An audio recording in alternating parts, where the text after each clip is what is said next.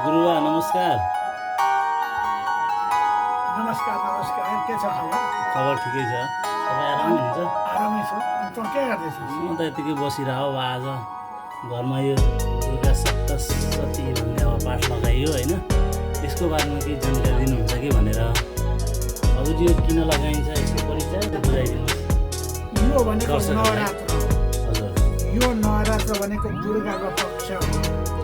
यो दुर्गाका पक्षमा चल्दै चण्डी सप्तशती, त्यसलाई चण्डी पनि भन्छ, सप्तशती पनि भन्छ।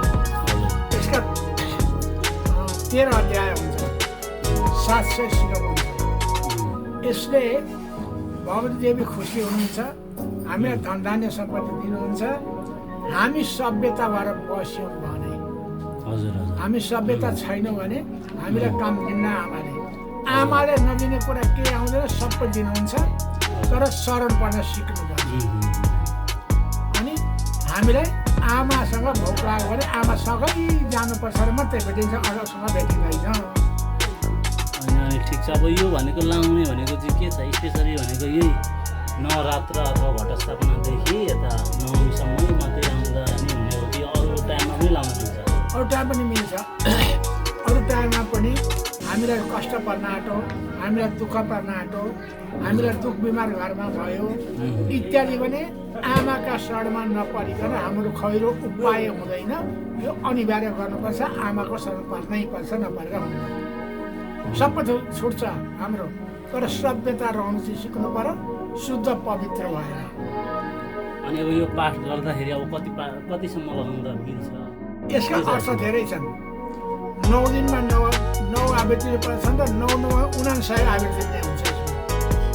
हजुर अब दिनमा भरसक्कै 9 जना पढाउनु पर्ने यसको दिनै पछि 9 एकावृत्ति हुँदा पनि 9×9 = 49 आवृत्ति हुन्छ। हजुर 127 आवृत्ति आएछ भन्दा यो त अति उत्तम पो हुन्छ। त यो सकिँदैन, हामीले तारिफ गर्न सकिँदैन।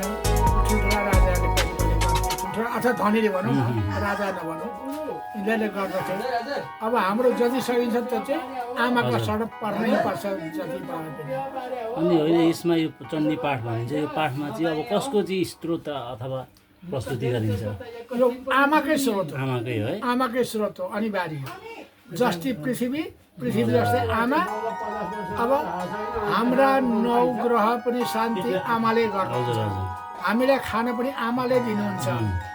नुन लाग्ने र नलाग्ने कर्तव्य आफ्नो हो। हजुर नुन लाग्ने चर्को पनि हुनसक्छ, नुन अलिनु पनि हुनसक्छ, ठिक्क पनि हुनसक्छ नि हो कि।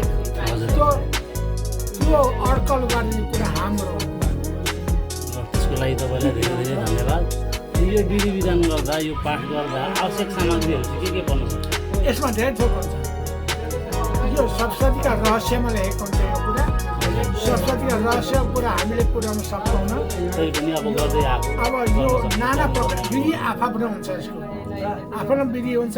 यथाशक्ति पढ्नुपर्छ वा कबल गरेर पढ्दाखेरि अप्ठ्यारो हुन्छ। कबल चाहिँ भइसक्यो, आमासँग कबल नभयो। अन्त्यमा चाहिँ के भन्न चाहनुहुन्छ दर्शक श्रोताहरूलाई के भन्न चाहनुहुन्छ? के सन्देश दिन चाहनुहुन्छ यो भिडियो मार्फत? यो भिडियोमा यो सन्देश दिन्छु, हाम्रा परिवारमा यो विधि गर्नलाई निकै मनकारी भएर मात्रै यो काम गर्न सकिन्छ। तपाईँको घरमा आज बसेका छन् 4 जना पण्डित बसेका विद्वान, व्याकरणिक विद्वान छन् हाम्रा। यिनीहरूले पाठ शुद्ध पवित्रताले साथ गरेको छ। यो सफल फलीभूतै हुन्छ जस्तो मलाई लाग्दछ। हवस् त, धन्यवाद गुरुजी। यति भन्दै अब मैले यो भिडियो अन्त्य गर्न चाहन्छु।